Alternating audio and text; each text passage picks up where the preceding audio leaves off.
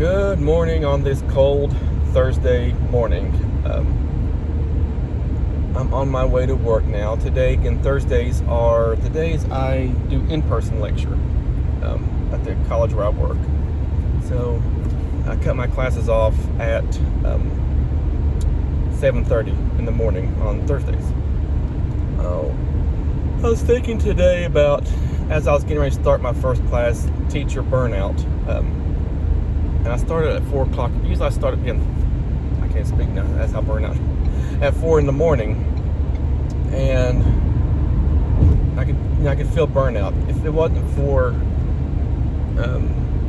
I have like 4 or 5 cancellations on my contract, which ends at the end of October, and so what else? Oh, if I didn't do that, and if it wasn't so well into it, if we didn't have time off from VIP Kid after today for quite a few days, I would have probably canceled all of this morning. Honestly, that's how I felt this morning. But I didn't do that, and so I'm keeping it at 100, and maybe next contract, if I may get a day or two that I want to cancel if we still have classes. For a while there, I've never had this many cancellations, like this close to 6 in any contract. For some reason, there was like a span of time. I signed my last contract in April, and I feel like at least once a month I was oversleeping. Well, no, 1 month, like April, right off the bat. I signed my contract. I started in, I think, May. I forget how it worked. Anyway, right afterwards, I overslept a class. The next day I signed it. And then in May, I did 2 days in a row. I was like, dear goodness gracious. And I want to say it's because, of course, I try to do too much sometimes. That's the biggie there. Do too much, not get enough sleep. And that's why I'm oversleeping alarm clocks. Obviously, my body's trying to tell me something if I'm not going to wake up to an alarm clock. But that's also in the district where I work. It's called IEP season. And if you work in special ed, you may be familiar with IEP season. And so it was like meetings almost every day. I had a caseload of 30 students, so it was meetings and planning and writing those, and then still planning, to see my students on top of VIP Kid. And so I was tired then. And then finally this summer, I haven't had a teacher no show in probably since summer started until now either. So I plan to keep it that way. I think I should send a ticket. I think I'll send them a ticket today and ask them how many do I actually have. And they're real good about that. That's one thing I like about the ticket system. You just send it in, you'll get it back, and they'll tell you whatever. But again, if I'd have known confidently, is that a word? If I was confident about having just 3 cancellations, I probably would have considered canceling this morning. If there weren't, we didn't have the long break between where the kids in mainland China are on holiday. But I was feeling burned out. Things that I was thinking about all this morning, and this will explain. This will point right to burnout. That in VIP Kid, like the minute or two before class starts, you can hear their end. You can't see them, but you can hear them. And I'm thinking, oh dear God. Because the kid's banging on the table, and he's eating, and then the next class, I hear a mother yelling really loud. I don't know if she's yelling or talking loud, and the kid's talking real loud. It's like, oh God. Oh, can't that be a network failure? And there was one kid who, in the middle of, she's getting to that, she's in between that phase of small child and teenager, probably about middle school age. Well, I guess middle school agers, well, not all of them are teenagers. And so she's getting to that, this is boring, and uses I don't know as her answer. She's creeping into that. And I nipped that in the bud. I can't stand an I don't know. So I nipped that in the bud right away. And that was, kind of irking me when she said, I don't know. I could feel myself wanting to be rude, but I wasn't. And now, I always just say, nope, no, I don't know today. I'll be real friendly about it. I don't know. I don't know what that word is. I tell her that. Well, I don't know what I don't know is. And then finally, so this thing, I'll help you think. And then we finally get an answer usually out of them. Whatever. But that was irking me. She goes, I don't know. It's like, and then I had another student.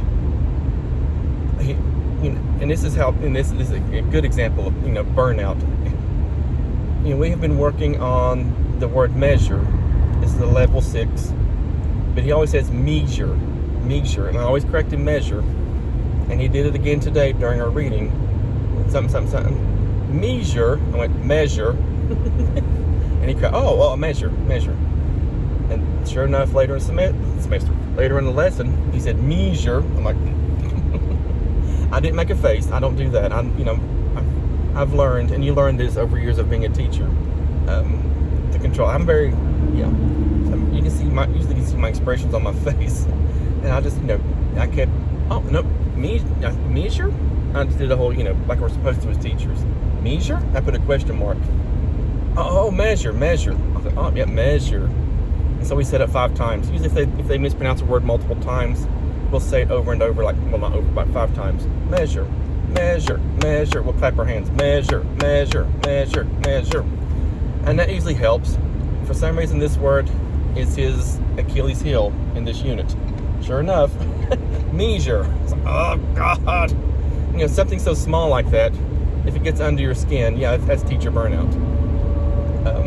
Or you're a jerk, but I don't think I'm a jerk, so I'm blaming it on teacher burnout. And so it's time for a break. And I think this thing came at the right time with the VIP kid. I don't want to totally just cut VIP. I'm not at that point. I just want to totally cut them off, because they're going to cut us off, I'm sure, very soon. So I'll just keep writing it until they're gone, I guess. Teacher burnout, that's not a bad thing to have. It's bad when you don't address it. Or you address it inappropriately. If I didn't address this and I just kept on, I'm only hurting myself. I'd only be hurting myself and not giving, eventually, it would wear at me to where I'm not giving them the instruction they deserve. I'm not giving them the quality instruction that they get from someone who is not burnout. And that's, we see teachers in brick and mortar classes get to that point all the time. I've had teachers that are seasoned. I don't want to say, they're old. And I remember hearing stories about them being like this fun and exciting teacher. And teacher burnout and other factors too. There's a lot of factors in the school system that'll wear at you. I've done that. I remember working with this special ed teacher. When I co-taught with him, he would always bring these wonderful strategies in. And I was a gen ed teacher at the time. And he'd ask, can I take the lead today? And I'm like, sure, go ahead. Because he would research different types of math strategies to help students who were struggling in math. And so he would take the lesson and do these fun projects and with the students and engaging and everything.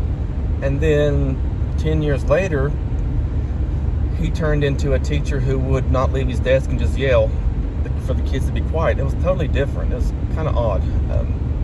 And that's what, teacher burnout, burnout of the job, years and years of being worn down by the system,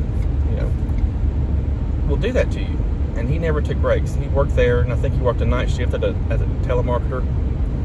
I don't know what it was. But a very intelligent man, wonderful children. They ended up being very successful children. But again, he was beyond retirement age. He wasn't like fragile and decrepit, but he could have retired years ago, and it wasn't happening. And that'll happen to you. And that's something I think I'm going to address with my students today before we begin the actual. Today's chapter I'm going over with my morning class isn't very long, and the lecture wasn't going to be very long, so I had to think of ways to. I was trying to think of things to, give them more, give them the full time they paid for, And the lesson we're going over today, it's very, very, not very short, I shouldn't say that. But I think if we can, I'll say what I'm going to talk about to the last, but if we do finish early enough, I may go over teacher burnout as well. That's something that I think is important that they need to hear as often as possible to remind them. Once you get into the school system, there will be administrators who will try to make you feel bad for taking a day off, make you feel like you're not doing what you should be doing. And as teachers, you need to stand up and say, yeah, I'm taking, I don't care, don't let an administrator, a poor administrator, there's some good ones will tell you to take off and take care of yourself, because you can't be an effective teacher if you're not taking care of yourself. But there's some, they want you there no matter what. They don't care how you're feeling. And so you have to learn to just ignore that that type of leadership. And there's some parents that do that too, especially if you take a long break. I've had parents like try to guilt you into coming back, maybe once or twice. So you just have to don't even respond to those. If a parent's doing that to you, then don't even respond to them. Don't, just ignore it. What else I was going to say about teacher burnout? Oh yeah, I remember a good principal, really good principal, and she encouraged if you need a day off, you take, that's what your days are for. And she would tell you that, and she would tell us quite often, if you die today, there'll be someone already replacing you before the ink dries in your obituary.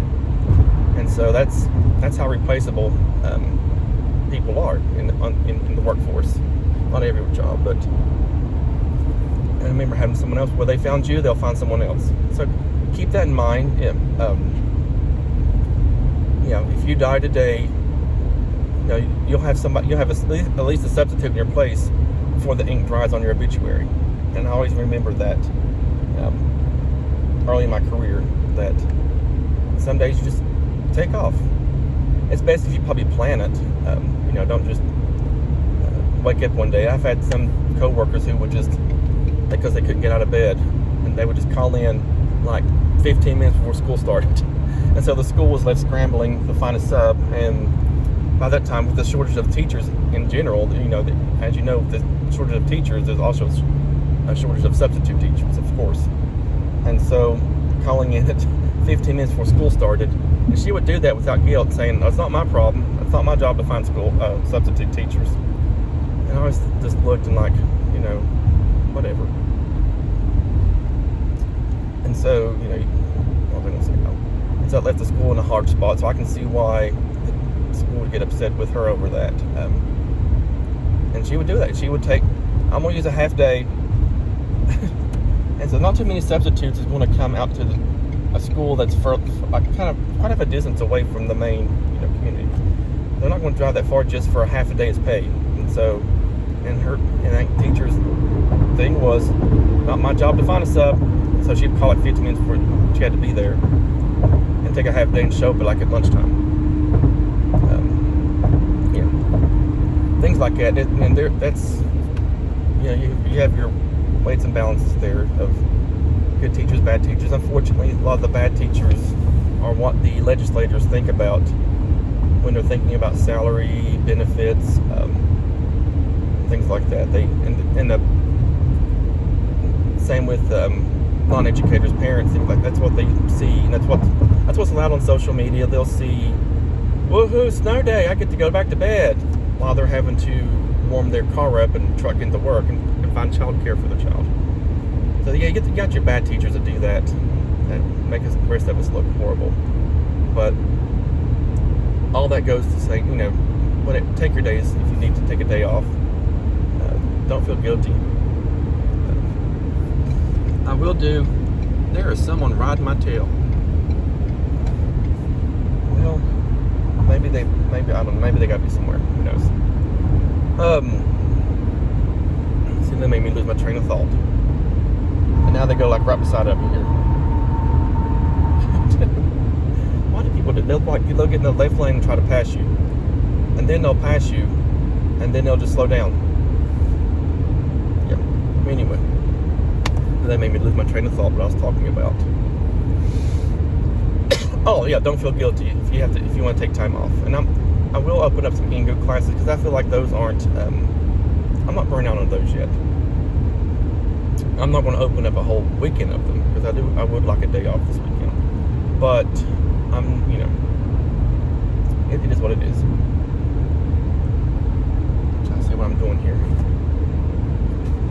Alrighty, well, that's what I had to say today. Teacher burnout.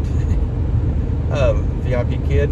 Although, yeah, the VIP kid, I always, usually, the two that really, like before class starts, if I can hear them, I usually don't put my headset on until, like probably 20 to 30 seconds before it starts. Because it's just, sometimes they're yelling, like, why are you going to yell at each other? Or you hear them eating. And sometimes I don't think they know we can hear them. But I usually point out, I say, is that good? I'll turn my microphone. Is that food good? And usually they stop. Anyway, yeah. Alrighty.